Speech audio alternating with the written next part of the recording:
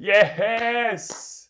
Welcome to another week of the Culture Standard, where we're Chris, my co-host, and myself, Bo Vernon, are breaking down the best ideas, words of wisdom, habits from books, podcasts, and people. So, welcome, Chris. How are we? I'm just here, mate. You don't have to yell at me. Far You were out. so loud. Our tech person will be able to wind me down a little bit. I'm a bit up and about. Sun's shining. And going well, mate. Going well. Been loving the little messages we've been receiving. A bloke just said he rang his mum before, and she goes, I'm just listening to Bo Vernon and Chrissy Andre's podcast, and I don't know the lady myself, so How good is that? That's pretty good getting around it. But just whilst we're on that, might as well just say we would appreciate if you are liking the podcast and enjoying it, which we've been getting many messages about that, which is so humbling. If you could like, subscribe, and do all those things, even rate it on Spotify and these sorts of things, so we can continue to expand our audience and grow and have hopefully a positive influence on people, mate. That's the key, isn't it?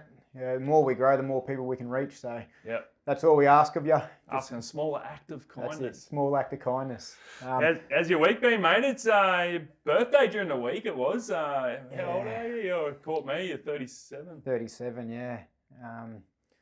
Week's been pretty good, but yeah, I'm not a fan of birthdays anymore. I think you told me the other day, though. And someone else, I remember reading it, you should be thankful that you keep getting birthdays, but it's better than the alternate. Yeah, that's right. Unlike, sorry to bring it up, a sensitive subject, but yeah, old mate Ronnie passed away during the week. Shouldn't have brought that one. Ronnie was far out. I shouldn't be laughing. Nah, it's a bit sad. No, it was my daughter's pet rat, and everyone thinks it's funny that we had a pet rat, but I tell you what, I was so against it when she wanted to get it. Did not want a rat. I was like, no way you're getting that. Yeah. She got it home, and it's a pretty cool pet. Yeah. Very smart. It's like cruises around with you and sits on you and that. We used to play cards, and on the ground, whether it was Uno or whatever it was, Monopoly Deal was the main one. You'd just run over when you're playing and you'd grab a couple of cards and run off. And you couldn't play cards around him because you were constantly chasing him around trying to get the cards back. But I know, pet rat sounds ridiculous, but pretty cool pet in the end. But sadly, he got a bit crook and had to put him down a couple of days ago, and daughter's been upset about it. Yeah, thinking of Charlotte, and rest in peace. Ronnie. He wish he had a birthday, mate. Yeah, ungrateful. Nah, just joking. Ronnie Burns. But week's been all right, mate. Yeah, it's been good. Been cruisy. Just busy with the kids, and didn't plan to get to footy training. Didn't get there this week, but I'm back playing next week. So tomorrow. Back playing tomorrow. Yep. Which is keen for that. Free of injury, it's good. What about you? How's your week been? Yeah, it's been real good, mate. We went down and did a couple of presentations at different organisations during the week, which was awesome. NISQ and Robert McCullough, lawyers as well, so that was great. And went up to made an appearance at Smart Pups graduation. They train dogs up for people with disability to be able to assist them in different things. So they were unreal. I love getting out and trying to have a positive influence there on different groups. What else? We've been doing a few workouts as well, mate. It's been good. Bit of ski erg and rowing and battle ropes and boxing and stuff like that. Yeah, it's been good fun the other day doing that. I think I love working out with other people. I get stuck doing stuff on my own because you've got to fit it in when you can around obviously life. But I don't know, I just love doing it when someone else is with you doing it. It just feels way better. Yeah, it is. It is good fun. I love that. Yeah. Maybe we can do some high rocks together, I reckon, going forward maybe. But yeah, I coached with Luce, first game of under 11 girls footy on the weekend. Geez, they're a great bunch of chicks that Luce and I are coaching. Gave their all, tough as nails. Had a win. Kept me 90% coaching strike rate. They're better than Adam Uzo. I saw the other day. He's at 13% win rate. 13. Jeez. Far out. Not much expectation there, is there, from old Richmond? Poor Bo. Maybe you could put in for that job. Yeah, don't know about that. Yeah, so that was great fun though. And what else? Rugby training and stuff with the culture standard that we're doing. And I don't watch much TV, mate. Don't watch much TV, but for whatever reason, the kids went to bed and Luce put on Braveheart whilst we're doing a few things around the house, cleaning up and all that. And I couldn't go to bed. I just froth it. Oh, I love it. I love it so much. I haven't watched it in a number of years, but geez, it was good. One of the quotes was, "Every man dies, but not every man lives." Yeah, and it got me thinking. Well, far out. That's why we're doing this podcast and trying to grow the culture standard, is to have a positive influence on people to live their life to the best of their ability. And I love that in Braveheart. It's an awesome quote. I haven't watched that movie since I was a kid. I think I need to watch it again now that I'm older, so I can actually. Do yourself a favour. It's You love it. I love it, and I'm proud. I got more Scott in me than English. Watching the movie. We got a lot. You told me some grog story the other night. Yeah, me great, whatever, grandfather. He was just really great. Yeah, he's a real great bloke. But he was a pommy. And Sir Admiral Edward Vernon, no piss take, down bloodline. The word grog, which we know, grog, alcohol and whatnot, comes from Sir Admiral Vernon because he diluted rum. And he used to wear an old Grogram cloth coat or something. I don't know what that material is. Do you know what? You wouldn't know what that is. Yeah. No. What are you saying? You're a bit better than general knowledge than me. Oh, yeah. I'll tell that story in a minute. Yeah, but anyway, the word grog, my bloodline, Sir Edward. Sounds made up now, mate. Edward Vernon.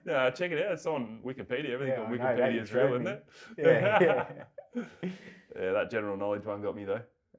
Yeah, so the other night when we were here, we were playing a game. It was called Smart Ass, I think. It's a card game, and you just pull out a card and you read the question out, and whoever answers it first gets a card, pretty much. That's what we're playing anyway. I wasn't allowed to play because I was too smart, knew all the answers, so I had to read the questions. No, let me interrupt you. He wasn't allowed to play because the first 10, someone would open their mouth and say, "Oh, an inventor," and he'd go, "Oh, bloody, Thomas Edison," and or which US president, and he goes, "Oh, I'm just going to have a punt here, George W. Bush Sr." He's read all the cards, knows all the answers, trying to claim that he knows that he's been given no information. Oh, fuck. Yeah. Anyway, that's why he wasn't allowed to play anymore. So I became the quiz master to read the questions out. And Bo here, we had one question. We all thought it was pretty funny at the time, and I still do now. I was reading it out, and the question started. It was an item used about 5,000 years ago. There was a few other things. Popular with women. It can be hung from. Popular with women. Can be mechanical or handheld. And then it said one of the clues that came up was can hang from a ceiling. And Bo's answer was disco ball. And I think he knew as soon as he said it. It was the shittest answer he could have come up with. And but it was pretty funny. I was winning at that stage. I was in tears. I was winning at that stage, I reckon. Until Lucy took it seriously. Against 4 or 5 other people, and I was winning. And I think my confidence just dropped after that. Too scared to answer. I was dominating actually, and then confidence dropped. Disco ball. There was another game we played actually, mate. I don't know if the audience knows, but we played chess. And far out, mate. When did this happen? Oh, yeah. We played and far out. I gave the bloke a bath and I thought he was genuinely going to cry. He was that upset. Never met a more competitive bloke in my life. I felt real bad about it, but it didn't stop me from giving you a bit of stick of it. Yeah, I'm still annoyed about it now, actually. I was very disappointed with the outcome. I won't make excuses, but we had an online game, didn't we? Yeah, let's move on from that. Anyway, the one last thing before we get into our book this week, mate. Episodes we were planning on dropping on Mondays. We're changing that up to to Wednesdays. So each episode now going to be dropping on Wednesdays going forward. Yeah, it's not nice dropping after the weekend. Yeah, Wednesday, much better day. Better suited. Yeah. For the editor. The editor's been having a few issues, so it's better for him. Yeah, trying to look after the editor. Jeez, our tech bloke's been under the pump, but we're growing. Orange lights are turning into the greens, mate. Yes. Anyway, let's introduce the book, mate. The Resilience Project by Hugh Van Collenberg. Finding happiness through gratitude, empathy, and mindfulness. I just realised you held that up in front of your camera when I was speaking, so it's not even going to be on there. But anyway, the editor can fix that. Oh, sign him up. So yeah, the book, mate. How'd you find it? It's been a lot of people I've spoken to. It's had a huge influence on their life in a real positive way. Riley Batt, who was on the podcast a few episodes ago, it's probably the one book he's ever read, and no doubt he listened to it because he wouldn't be able to sit there and read. His brain going a million miles an hour. He's out in the tractor or something like that, listening to it. But he said that the book had a huge impact on his life. Yeah, well, here the book is here. I'll hold it up again. I've only listened to it, over the last couple of days, and you have told me about it before. I loved it. It was awesome. Awesome listen. It was easy listen. I think it was done in maybe just over 4 hours of listening. You can speed it up a touch. It's such an easy read. Easy read or listen.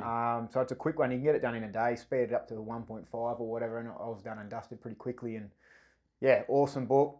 Some great stuff you can take out of it. I think it could help anyone. It's not just, as we say, it's not just for people struggling. This book can help anyone to keep growing and keep moving forward and showing more kindness and gratitude and all of that, because there is the main saying in the book, which you want to relay what that is, what we'll be speaking about today. Yeah, it's around gratitude, empathy, and mindfulness. So GEM is what he calls it: gratitude, empathy, and mindfulness. So the Resilience Project is around the point around that resilience isn't something you have or you don't have, but it's something that you can build. And quite often people look for happiness in financial terms or outcomes or status or power or car, house, these sorts of things, which we've spoken about before on this podcast. But his trip, he went to India, which we'll maybe go into detail in a second, and it taught him, and he learned, and research based. This is that it's around noticing what you have and what's good in your life, being kind to others, and being in the present moment is what creates more meaning and happiness in your life. So he went to India, and it was a pivotal moment in his life. Quite a privileged young white man from a pretty went to Carey's grammar school in Melbourne. Obviously, pretty affluent family. Pretty privileged, not too many in his own terms. Not too many hardships as a youngster, and he went to India and just opened his eyes to the world. And it's similar to Matt McConaughey, just travel and how much he learned as a person from traveling. So, you want to touch on what he experienced here in India? So he experienced the three things that you just said, but my big take was because I've experienced it in what he experienced similar in Fiji. Been there a couple of times. We actually got married in Fiji, and they have villages. They live in a lot of little communities / villages there as well. Slave labour, mate. You're going over there and getting everything done for cheap, are you? It cost more. I thought it was going to be cheap. It actually cost more. It was more It was actually more because you get married in Australia, feel like you're going to have 100 odd plus people, whereas you go over there, it's just a smaller, tight knit group. Yeah. And it was a good. Still waiting for the invite in the mail. We'll get married again. It was good fun anyway over there, but I experienced it there. They have very little, but they are the happiest people I've ever met. And I really started thinking about that a lot, and I realised when I go on holiday, I love going to those sort of countries, whether it's Thailand, even Bali, Fiji, these places that have less, because they're happier people and they're just very grateful for what they got. They're a lot kinder, and because I want to be around those people, but I also want to figure out why they're like that. Like, how do they find that? And Hugh obviously experienced that in India, and it was a lot of it is just around gratitude, from what I understand.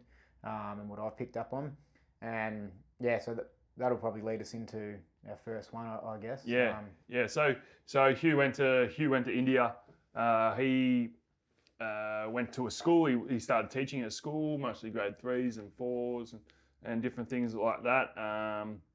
First before that he came across a young boy in the street who had a bit of string and a plastic bag tied to it, and he's running around with it and using it as a kite. And the kid was having the best time ever, and just like loving it and just thinking about how you can create enjoyment out of such small things in the world. And then he went to this school and he come across this boy Stanzen, who's a big part of the book, and just taught him so much around our first point, which is looking at the things we do have, and just being grateful for those. So the young boy, for example, he was so pumped with his shoes that he had. He was so grateful that he had shoes and not every other kid in the school had shoes, and they must have been a few years old because he kept cutting them.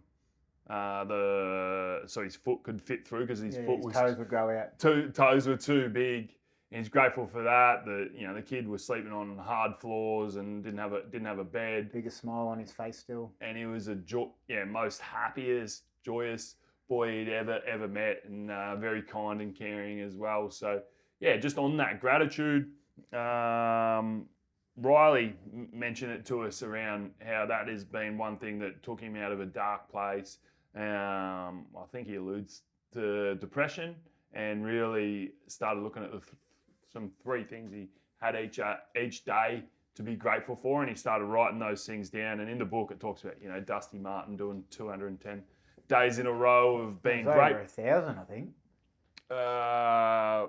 He had 10 books, that he did 210, and then he reached out to Hugh, said, "You got more books, mate?" And he ended up doing over 1,000 days straight up into that point. So that's pretty good. Like, that helped him turn his footy career around. But I think as a person, he had some struggles at a younger age, and really developed him into a great person and the like. So those 3 things you're grateful for, and he's got a book that you can purchase. My lovely daughter has put my name onto that one. But it's here, and it's got 3 things you can be grateful for, but it also touches on different things each day, activities to do each day, which I'm gonna get into. That's awesome, because I'm gonna buy a 6-month one. That's phone ringing. Oh, that's a penalty. Yeah, I'm done here. I what are we doing there? That's a penalty. Another Irish accent, I reckon.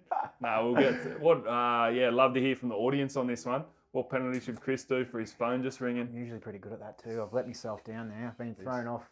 Who's that? I might buy whoever that was a coffee. Thanks so much for whoever just rang Andres. That's probably you. I'm going to purchase one of those today, actually. I'm going to get a 6-month one, and I'm going to start getting stuck into it and see. I'll report back how I'm going. Yeah. You were talking about the kid that he met in India. I just want to touch on him, Stanzen. This kid was 10, I think, wasn't he? 10 or 11? Yeah. And how kind he was, because Hugh walked into the school on the first day and he smacked his head on the doorway because it was low. Yeah, mate. And the next day he come in, Stanzen. Every doorway in the place had cushioning on all of them, and he was standing by the door as well, just to make sure he wasn't going to hear little things like that for a 10-year-old. And he was loved his cricket, and he's out there batting in the yard, and he would see a girl or whatever playing on her own.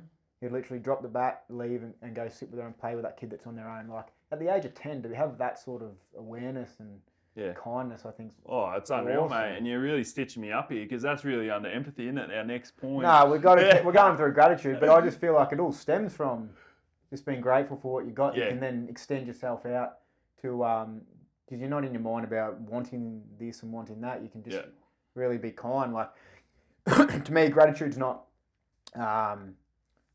faking positivity or not acknowledging your problems. I think it's just really focusing on what you have and not always worrying about what you haven't got. Yeah. And it's a tricky thing to do in the Western world nowadays. And I don't know why our rates and why people are so unhappy in the Western world compared to those sort of places, and why we have got it so wrong.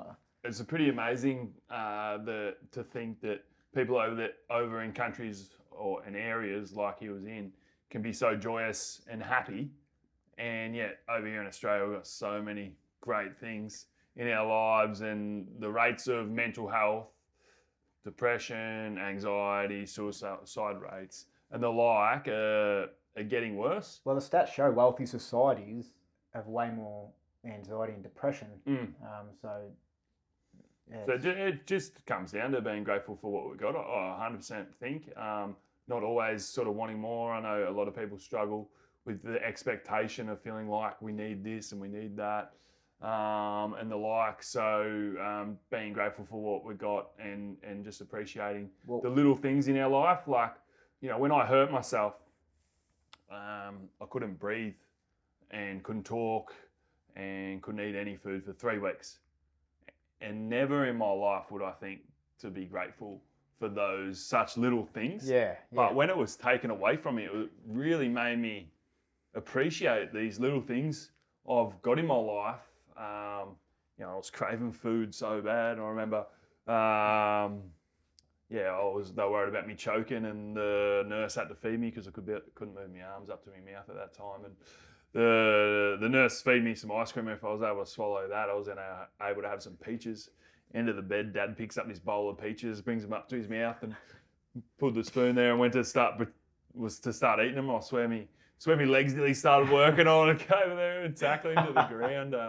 That's how much I was like craving food, but just taught me, having a laugh there obviously, but taught me the importance of just being grateful for the little things in our life. And like now, I don't really allow myself to think about this stuff ever, but if I think about it, like just someone mentioned the other day, just walking on grass in bare feet, or down the beach on the sand in bare feet, and, just little things like that. How now that they've taken away from me, I've learnt to appreciate those little things. It's really had a positive influence on my well-being as a person to reflect and appreciate those things. And just on that, I really encourage people here not to wait for those tough times in our life before we appreciate the little things around us. Quite often people wait for a near-death experience, and it gives them greater perspective on life and a greater appreciation for the things that they do have. Yeah, 100%. We do wait too long a lot of the time, and it's all that stuff we can just train our brain. I think the appreciation side is a good one that you said. We've lost appreciation for a lot of things, especially small things in our life, because we've got so many comforts now. We've got so many comforts, and everyone is just trying to be as comfortable as they can. I think that's the trap. I think we want to try and, as we try and do, we get out of our comfort zones, keep expanding. You talk about that, that ring, and then this is like comfort. Outside that is uncomfortable, and you want to keep growing outside of that. Every time you get out of your comfort zone, you're going to grow. Yeah. And I think the more we can do that, I like when you use that analogy. It's going to help us because everything's so comfortable now. Like we're in air-conditioned homes, heated homes. Our cars are heated and cooled, and for everything, our food, we get food way too easy. It's straight at Woolies. It can come straight to your door now. You don't even have to go out and get it. Happy days. I do that all the time. But all these things are just so comfortable. Netflix, Stan, Amazon, if anything is challenging, what's someone out there in the world trying to do?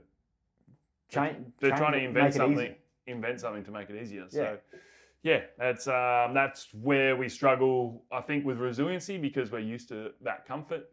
Stepping out that comfort zone is key. But and on the gratitude and appreciation thing, I think there's stats and research out there that show that our thoughts, on average, 80% of those thoughts are negative. So on average, 80% of our thoughts are negative. And with the gratitude and appreciation stuff, if we start picking up on these little things that we're grateful for, you can imagine a circle this big. You start looking at, and that's our appreciation of different things in our life.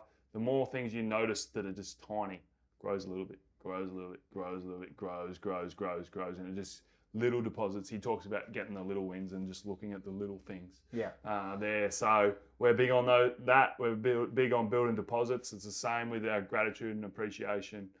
Just noticing the little things. It doesn't have to be like, today was awesome because I made this much money, or it was a great day because it was a weekend or whatever. It was like, oh, this moment was good with the sun shining on me, or someone smiled at me, or someone opened the door for me, or someone let me in traffic, and just trying to pick the minute things in our life that are good. Love it. Where attention goes, emotional experience follows. Go again, quote man. The quote man. Like Here he is, sign him up. Their first quote for this one. Jeez, Where attention I reckon goes. I had a Braveheart one. Braveheart one. Every man lives, but no, every man dies, but not every man lives. Can't believe I didn't know that one. Yeah, go on. But where attention goes, emotional experience follows.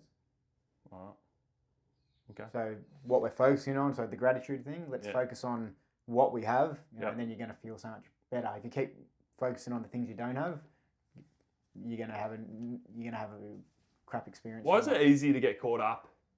Why is it easy to get caught up in thinking about some things you don't have, or some things someone doesn't let you in traffic, or politicians do something that why is it easy just to acknowledge some of those things, or even just talking about yourself? You always notice the worst things about yourself, rather than why is it? I just don't understand why it's easy for our minds to do that when, if you do it the alternate, you look at the good things in your life, you live a far better life. You think it'd be easier to just look at those good things if it makes your life way better.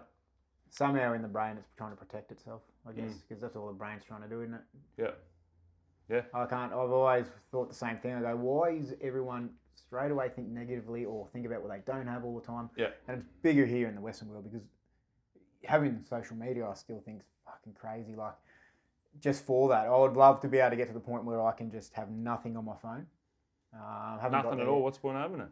Phone and call and text. I want to be able to get rid of all that other crap where you get notifications. Another one, you can just turn notifications off, I guess. But they know what we want. They know that we're craving that dopamine hit, or it's just stuff. There's not a 5-minute or 10-minute period that goes past that if I pick up my phone, it won't have a notification on it. So it's like, anyway. All right, well, wrapping up gratitude in a sec, but like one thing he does, and he's done it with his athletes, he's worked with a lot of athletes, high-performing teams, had a real positive influence on a number of people with his stories and his GEM, gratitude, empathy, mindfulness. And one thing that one of the boys in India did was look at this, didn't speak great English. What? It's not. He'd say this, and he was always referring to things he was happy with. Like he would point to his mate and say this, and he's just like, oh, I'm so lucky to have this. Or that was Stanzen. Yeah, Stanzen. Yeah. So a playground, this playground and this, like how good they had a broken playground with, chains that they'd swing off, a seesaw that wouldn't work that they climbed, and one of the boys, I don't know if it was Stanzen or someone else, but he goes, oh, do kids in Australia where you're from have playgrounds like this? And here's mine. This is crap. This is shit house. Of course they're better than this. They're way better than this. But he just turned to him and goes, yeah, our kids have this as well. And the kid goes, it was just so joyous that they had that. That they had that. He was so like, oh, that's amazing that they've got this too. It's so good and being grateful. So nice. Something that he's done with some of his athletes is go and just say this, at 24 hours, 48 hours, when you see something that you're grateful for, just, this, and one of the athletes come up and pointed to his his own six pack, or this, he was pretty happy with himself. That's pretty funny, isn't it? The other night last night I was driving home from Brizzy, and just this cloud formation was unreal, and just by listening to this, listening to the book, actually, this time around. I read it a year ago, but listening this time around, it just made me see a cloud in the sky that looked amazing. Oh, how cool is it? How cool is this? So, challenge. I think you're on the phone to me at that point, am I? I was. Oh, there's always some cloud in front of me. This. Like, what are you saying? All right, so I've got a weekly challenge. We've got a weekly challenge for our audience. It's going to be 1 or 2 days of, this. this is what I'm grateful for. I don't know why that is funny. But anyway, my best Indian accent, this. And no, I actually do a good Indian accent. Or And you I think, probably always say after the disco ball. yeah, fair call. All right, it's the only accent I can do. I'll I'll do Irish, I'll do Chinese, and it will all turn into Indian within like the first word. So anyway, yeah. So that's the challenge this week. Alternatively, 3 things you're grateful every day for 7 days. Just writing them down. Or what I have done in the past is just when I'm in the shower, got a moment to yourself, a moment to think, is just to think about 3 things you're grateful for, and why. I think the why is just as important. I'll push you a step further. Jump on the Resilience Project website, and I'm going to get a 6-month, but you can get a 21-day gratitude journal, you could call it. I think they're only about $10-15. It's not much. That's less than 3 coffees you're going to buy in the week. So it's going to be a lot more beneficial to you than the coffees or whatever you're going to buy during the week. So I would say spend the $15 on a 21-day journal and have a go at that, because I've heard a number of stories now how like impactful it was for people. So yeah, and it helps turn those 80% negative thoughts around into more helpful thoughts. Our brain is the most powerful thing ever. If we start recognizing the little things we have in our life, it just one thing leads to another, and yeah, we start going really well with ourselves. So, all right, that's on gratitude. First point. Happy days there. Second point of the GEM framework is empathy. Being able to put yourself into someone else's shoes and try and experience what they're going through, and kind and caring for other people, and get out of thinking always internally and look externally. Yeah, my big one here is everybody is carrying struggles you can't see. Everyone. So I think getting vulnerable is the key to it. I think that's what builds the connection, and that's what helps people get through it, because you then have that common ground to go from. I think just acting like everything's fine and acting like you're strong to get through it is the biggest mistake you can make. Yep. So I think, understanding everybody's got issues, even if they're acting out and they're acting a certain way and it might not be good to you, you got to understand there's something going on, there's something they're struggling with. Yep. It's not you necessarily or whatever. So sometimes you've got to have that understanding, which is to me a bit of empathy, and understanding that there's something going on. Yeah. And then I don't think people intend to be dickheads, for lack of a better term, or anything like that. I had a bloke rock up to where I was at today. I won't elaborate where it was, but it was a bit flat and different things like that. And then I found out after chatting with him that his mum's in hospital and she's going to be in there for a few weeks and may not, make a full recovery potentially. And if you don't have that discussion and you don't know that, or that person doesn't open up about that, you could be like, why is this person, flat, or sometimes at work or different things, you might have someone that's a bit grumpy or this. You just don't know what's going on in different people's life. And I think coaching really taught me that. Like, you're dealing with 60, 80 different people, and understand that you hear things and you talk to people about things, and understand that different people are going through different things all the time, and it's just what might be making that person behave like that, I think is a really good thing. Yeah, can I tell a little story on that, which is in the book? Yeah, I'll let you do it. Thank you. Come on. Thanks, Dad. So Hugh explains one time in the book that a mate wanted to go and have a beer at a pub.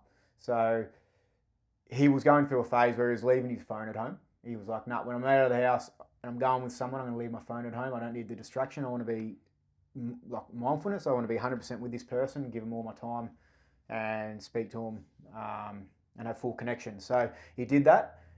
During that period, they were sitting there having a beer. His mate had to go off to the toilet. And in that moment, he went to grab his phone out of his pocket and it wasn't there. And he was like, what am I going to do for the next however long? He looked around and everybody else was either talking to someone or they were on their phone. And in that period, he said to the barman, he started chatting to him. He's like, "How you going, mate? And having a good night?" And the barman said, "Oh, not really, mate. I'm struggling a bit at the moment."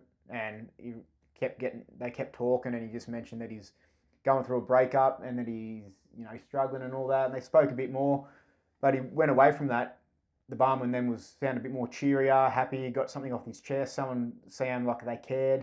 And his point was, like, if he hadn't left his phone at home, that interaction wouldn't have happened. But just because of that, leaving the phone at home, but also he was able to show that empathy and connection with this individual through what he was going through. He was that barman who looked down and flat when he first spoke to him, had a smile on his face, he was upbeat, he was serving people, he was talking to people, he was more up and about. Yeah, no, I love that. And that around just, understand that everyone has different challenges and the like. So, some examples in the book is he hit his head on the door frame, which you mentioned earlier, and stands and then put all these paddings on the doors and different things like that taught empathy during the book. So Beefy. Yeah, Beefy was a good one. Yeah, you want to tell that one? So Beefy was a student at Cedar College, where Hugh was coaching. It's a sports school. It was a year 11 and 12 back in the day. I don't know if they're expanded. So he mentioned Beefy as anyway. He reckons his first impression of Beefy was this bloke's an absolute legend. Like he was the way he went about things in the classroom, even like he was swearing and that, he had to stop him swearing a couple of times and that sort of thing. But he just knew this person was genuinely just a great person. Yeah. And so he had a good connection as a teacher-student at that point. One day, Beefy didn't rock up to school, so he knew something was going on. So he rang Beefy and said, "Where are you, mate? What's going on?" And he had lost his job at McDonald's. So Beefy had some sort of, I'm not sure the problem. What did he have? He had something where he had CP, cerebral palsy. Cerebral palsy. And he had a stroke when he was born. And well, there you go. So he had a few maybe learning or technical difficulties there with moving around. He moved very slow, and maybe his learning wasn't quite as good as others. So he was really down on himself that he lost his job. And in the moment, Hugh knew he had to do something. So he said, "Beefy, I've got a job for you, mate. All I needed you to do is get to school and I'll tell you about it." Yep. Within an hour, Beefy rocked up at school, and he didn't actually have a job for him, but he was like, just made one up because he was a coach of, was it Melbourne Grammar or Melbourne Uni? Melbourne Uni. So he was a coach of the cricket club. Cricket club, yeah. He goes, "Mate, I need a water boy at the cricket club," and Beefy was wrapped over the moon. He became the water boy of the club, and he's a cult figure of the cricket club now, just because everyone loves him. I think he's still the water boy, but everyone just loves him with his the character that he is, how kind he is. But he also gives them sprays when they're not doing well, and he's good laugh. Good laugh, and everyone just absolutely loves him. But just through that little bit of empathy and understanding, he's made this person's pretty much life. Like this guy, that's his identity now. He got him down to the Collingwood Footy Club through some of the talks that Hugh was doing. He got him to the Collingwood Footy Club to be the water boy there for a day at the training, and he gave them a spray because they were going through a bit of a period where they were struggling, and everyone got around him. And that's a lifetime an event for Beefy. Like all came just because he showing a bit of empathy to someone that he knew might be struggling. I would go further than that, and I 100% agree with what you're saying. Go further and just say that empathy that Hugh showed to Beefy ended up coming back and paying Hugh tenfold. So, he had a huge influence on Beefy's life, no doubt. But I think Hugh's got more out of it than anyone. Yeah, absolutely. And I've experienced that. I go to disability days and stuff like that, and I really don't know what it is. I leave there with a massive smile on my face and different things. But at the Phillip Island Footy Club, we had a young bloke, Jess Gislingham. He's a legend of the club, but he finished juniors, thought he wasn't going to be able to play footy anymore, and then we got him down and trained him with the seniors. His old man was great at just keeping him involved at the club, and Gizza, not the most gifted player out there, but he was one of the best people for our club. He made everyone around him better. He'd bring joy to everyone's night and days. Great connector, and just so good for the footy club. He got up and made a few speeches as well. He got best club person one year, and he far out. He's an absolute superstar of a person. Giz has got Down syndrome, and yeah, and just by him getting involved, he ended up paying. That was great for Gizzer to be involved, but the influence he's had on others is bigger. And I've sort of experienced this myself after one of my biggest life regrets is the lack of empathy I had as a kid. I just couldn't understand people that were different to me. Probably didn't behave in a way that now I look back on and I like, and I understand. I'm a young bloke. I'm trying to find my way, and I apologise to anyone if I had a negative influence on them as a person, as a youngster. But as I've grown up, I've really learned empathy, and I think it's one of my greatest strengths now as a person.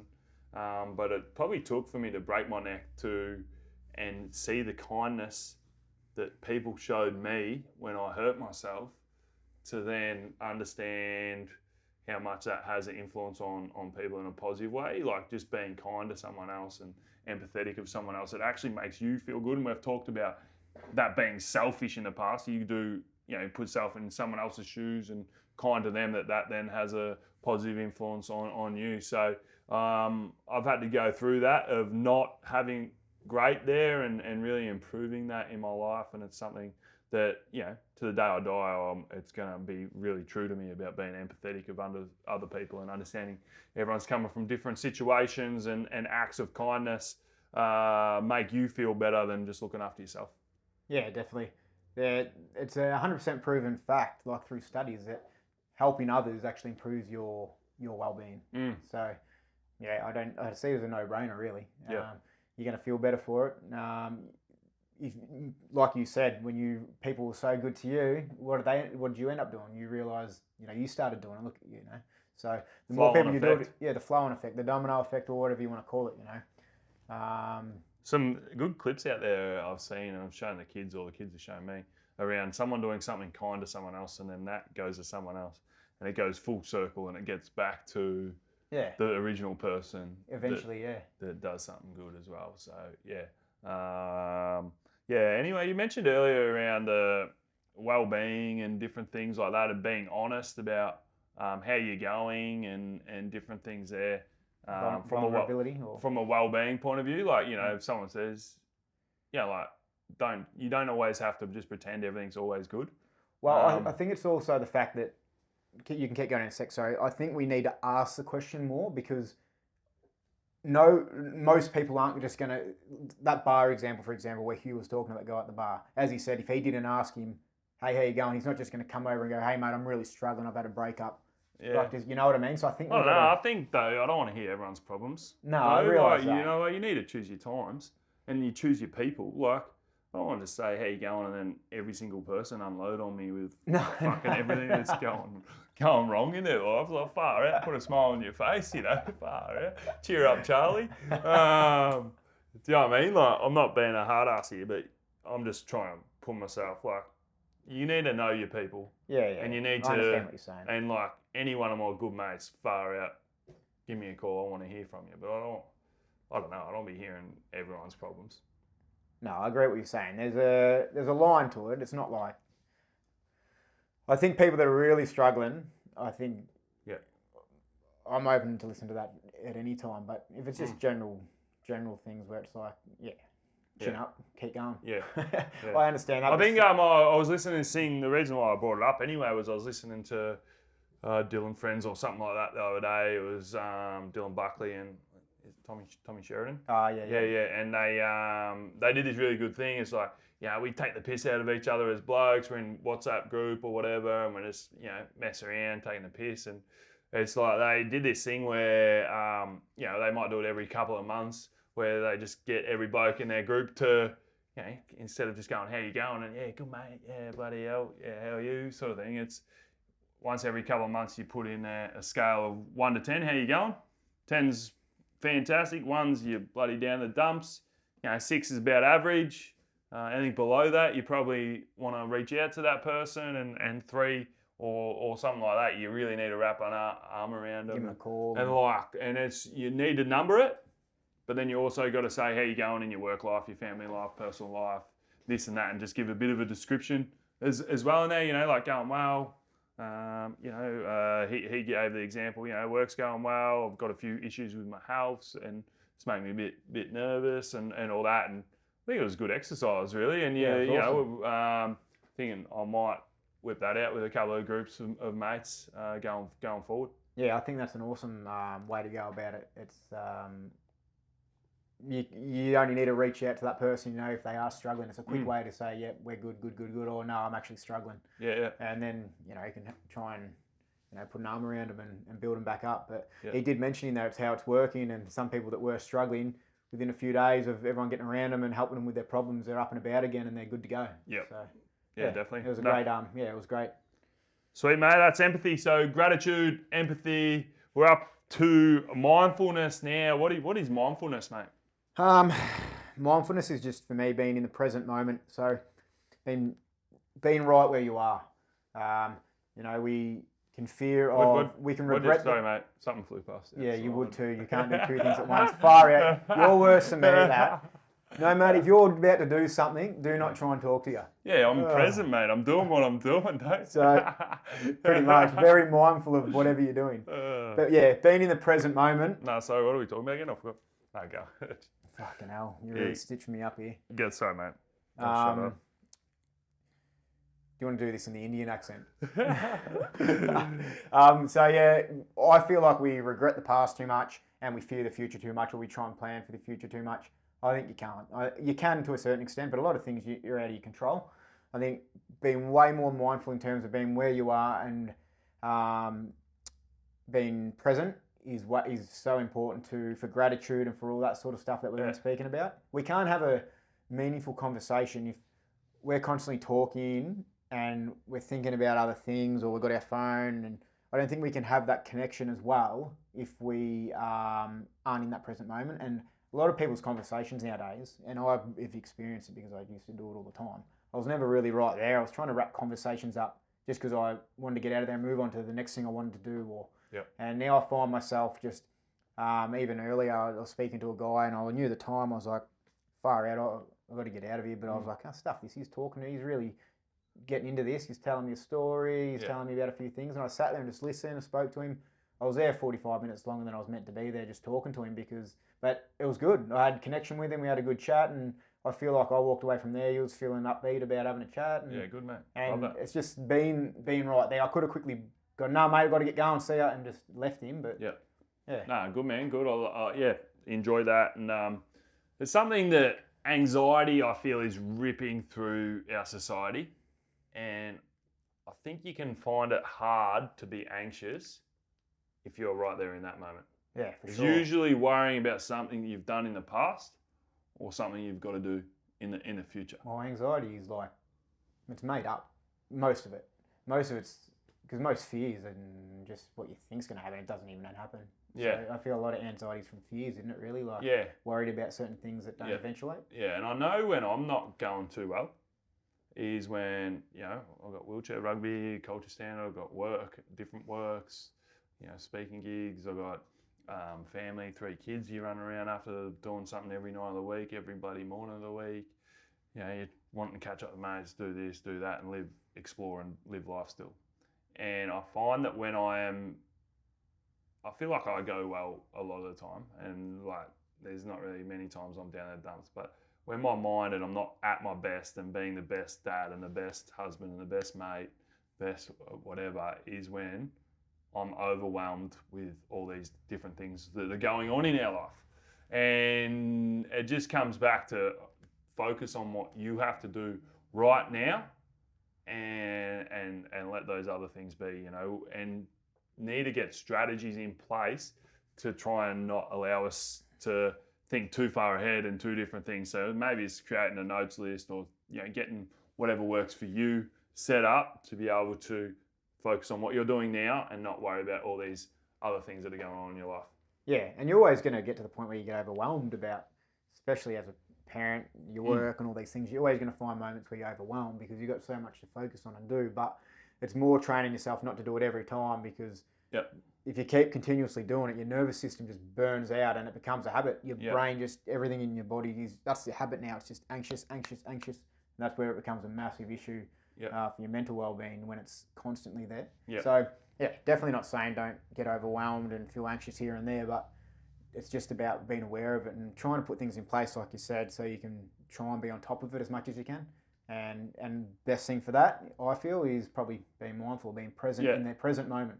Well, I think as well, something people are struggling with this day and age, the weight of expectations of needing to have this in your life, needing to have that, need to be a provider if you're a young father, or obviously mother. Our biases go towards as a dad, you got to be a provider, just due to past experiences and all that. But I think that's thinking about the future too much. And just bringing it back to right now.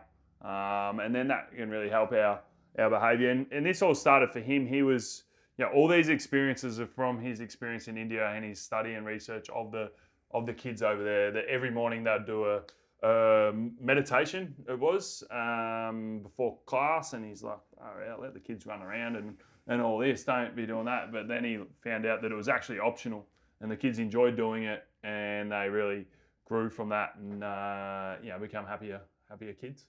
Yeah, if you want, I was going to say, you can make it a challenge or something. Just try and do is when you're speaking to someone, have your phone out of view and don't go for it. Like just speak to somebody, be present, and try and connect in that way. Be mindful of the situation and don't get distracted by your phone. I think that's a big one. I try not to now. I still do it, but I try not even put my phone in view if I'm talking to someone, like on the table, or I think that's still like you're saying that phone's pretty important to me. Like if that goes off, I need to answer, like, you know what I mean? So I try and even not even put it in view if I'm sitting down with someone having a talk. Yep.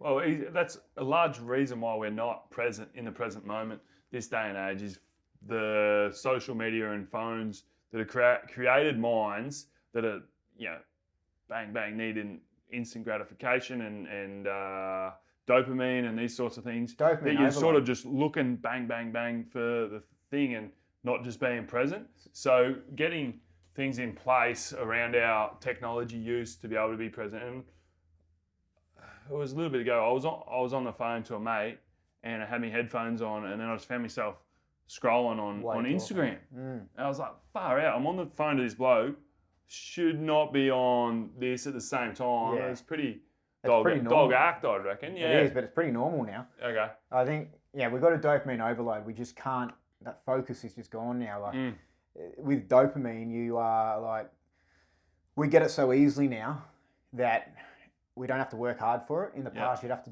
somehow work hard or earn the dopamine hit. Whereas now we don't. It's just, we get a dopamine hit from, let's say, drugs, alcohol, porn, going on social media, all these little things, keeps raising our dopamine up and then brings it back down below baseline. Yep. And then we're just chasing that hit again because we're below our baseline. If you work hard for dopamine, let's say you get in a nice bath, which I did for a long time, even sauna, go for a run, or all these sorts of things where you work hard for the hit, you actually raise your dopamine, but then it drops, but it stays above baseline. You're more stable, your baseline's now higher, you're just generally feeling better for longer. Yep. Whereas where you don't work for it, it's the other way around. It drops lower and you're just chasing the hit again. Yeah, okay. And I think that's the way it works. So I think we need to be more mindful of that. It's just a snowball effect as soon as you go down that road. So I think we've got to get back to trying to go for a run or a walk, whatever it is. Fuck the headphones off. Sorry for the language. Get rid of the headphones and don't wear them. Like just be present with what you can hear, birds, cars, people talking. Just look at what you've got around you. Like go and do that without the headphones in. Yep. It's something I'm really keen to work on. As this podcast we allude to, we're not the experts. We're trying to improve ourselves. This is something that I want to get better at. I'm not sure, and I'll get your take on meditation and stuff like that going forward, but I'm not sure that's the thing I really want to do, but just in each moment that I'm living is just be there, make sure, with kids, you're not going just sneaking on your phone or something like that, or you're talking to a mate, you get your phone out of view and you're focusing on the now. It's something I'm really going to do. Some things I do around mindfulness, just when I go hang a leak, go to the toilet and hang a leak, I just take 3-4 deep breaths in that moment and just like reset my body a little bit. I really find that helps. And some things I am going to do and try and do at the moment is go for a walk, which is a bit hard when you're in a wheelchair. No, but go for a walk. I refer to pushing my wheelchair as going for a walk. And going for a walk and without my phone. And I actually feel really good doing it. I actually did do a day where I just didn't take my phone anywhere all day. And it's hard at the start, but it feels good at the end. Oh, I loved it. Yeah. I loved it. It actually was a good thing. I'll throw another one out. No phones at the dinner table. Yeah, definitely. Sit down and even with your kids, do the gratitude thing with them. Yeah. What was good in your day today? You don't have to say we're going to practice gratitude. We're going to just get them saying what was good in their days. It becomes that habit. They start thinking about the things that are good in their day. Do that every day at the dinner table. Yeah, it's a habit we do at our dinner table. There's no phones at the table. Yeah. Not that my kids have phones, so that's only me and my wife. And then also just one thing that happened in their day that was good. It didn't have to be the best thing, but just one thing in their day that was good. And we go around the table and do that. I enjoy doing it. Sometimes it's not the greatest time of night. Kids are running ragged and that, but I love doing it. Yeah, well, there you go. Another one to incorporate. I love that. Yeah, all right. Sweet, mate. One other one on the mindfulness thing is the forward thinking. Something as a society we're doing is if and when this happens, I'll be happy. So if this happens, I'll be happy. Or when this happens, I'll be happy. When it gets to the weekend, I'll be happy. We've talked about before, living for the weekend, forward thinking. And I just want us to get us to stop and go, hey, enjoy the now. Enjoy this, what you're doing right now. Enjoy, whatever it may be doing, your work, and be present and get joy out of the little things in our life, which comes back to the gratitude, appreciating the things we've got, the empathy, being kind to others will improve your well-being and happiness more than just doing things yourself, and also mindfulness, just being present in that moment. Yeah, I want to finish with this. I love all that. I love the fact that I now believe, and I think everyone should understand, success does not equal fulfillment. How many successful people that you look from the exterior do you see that are anxious, depressed, or have committed suicide, for example? So success does not equal fulfillment. So everything we've pretty much chatted about today is like, if you can be more grateful and all that sort of stuff, or mindfulness, empathy, to me, that is the ultimate success. So I think our perception of success has got to change. Yeah. It's not earning X amount. It's not owning my house outright at the age of this. It's not having this car. It's not my kid's going to win this at that sporting event. None of that success. I think what we spoke about today is a success. I think we're going to change our perception of that. Definitely. It's the characteristics we have as people. I think that we're doing those well, the values that we hold well, that is more success. So, sweet. That's and just on that point, I suppose, there was a couple of stories in the book. Martin Kennedy, is it? The rugby league player. He plays for Penrith now. I know him as a player. I don't obviously follow the NRL that closely at the same time as AFL.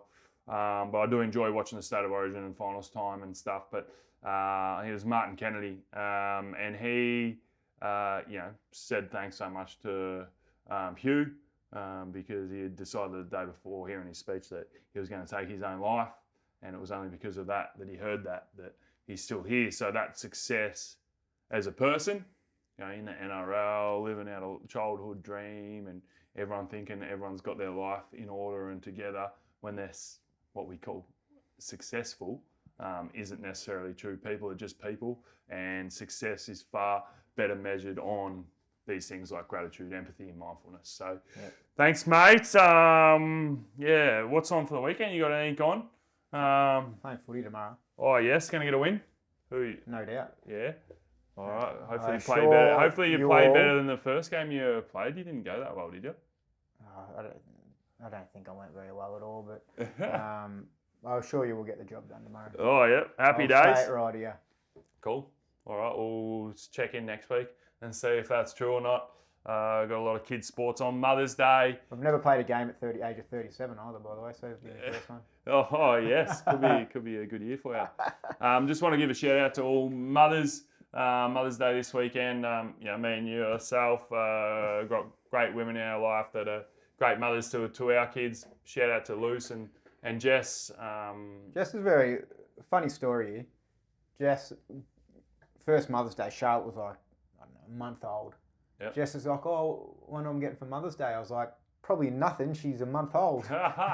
Beef stitch up. What's she going to get you? No, I'm only joking. It was a joke. It's a lot far out. A bit harsh, mate. Bit harsh. Nah. Mother's Day, I've got to step up my game this year. It's good. And on that, Luce, it was a bit funny. Not funny. She actually had a spill this week, Luce. Luce is the toughest person I know, like generally tough. Hey. No, she's got you covered. Easy, mate. Easy. You know, she throws me over her back, out in the water, does a piece of piss. You're a wet rag. Yeah, but she was running this week. She went for a run with that dog. And anyway, she was running across this bridge and a fish jumped and the dog turned and went nuts or whatever. And she ran over the dog, gone face first, planted into the concrete. Geez, I've never seen hands like cut up that bad just from a spill. She elbows, knees. So, shout out, Luce. Hope you're feeling all right, mate. Mother's Day this week. Rest up. And just lastly, in finishing, want to give a shout out to our first sponsor, the Robe Society. We'll get a photo up of the Robe Society. I'll wear one next episode. You're I'll on? wear it. Yeah. It's not a punishment. I love them.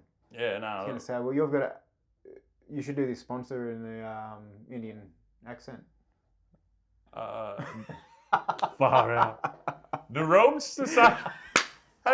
The Robe Society, bringing you the best summer and winter robes going around. I don't have an Indian accent for that. I'm going to have to read something to do my Indian accent. But get around the Robe Society on Instagram, Facebook, TikTok, all your socials and website. Doing great things. Lucy and my daughter Layla, I did get them as presents maybe last year for Mother's Day and birthday and the like, and they absolutely love them. Thanks to the Robe Society. Far out, Bo. Spit your words out for their support of the culture standard. Yeah, thanks, Robe Society. They are grouse. All right. I said grouse. My daughter hates that word. Yeah, she always thinks you're trying to be cool. Yeah, she goes, you're not cool, don't say grouse. I'm like, I thought it was the opposite to cool, but anyway. All right. Thanks, mate. Cheers, mate. Resilience Project. Get around it. Adios.